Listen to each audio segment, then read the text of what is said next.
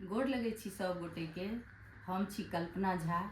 आई हम अपने सभक बीच एकटा जमाय के विदाई के गीत लऽ के एलहुँ हैं। ई अपना मिथिलांचले में होइए जे जमाय के विदा कयल जाइ छनि।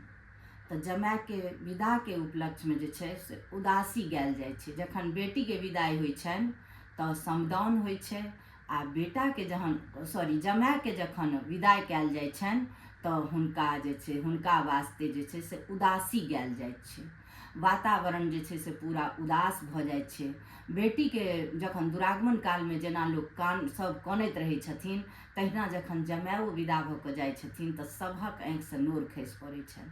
तऽ ओहि कालक उदासी हम जे छै से प्रस्तुत करै छी। आशा करैत छी जे अपने लोकनि के नीक लागत। जँ नीक लागय तऽ अपन आशीर्वाद जरूर देब।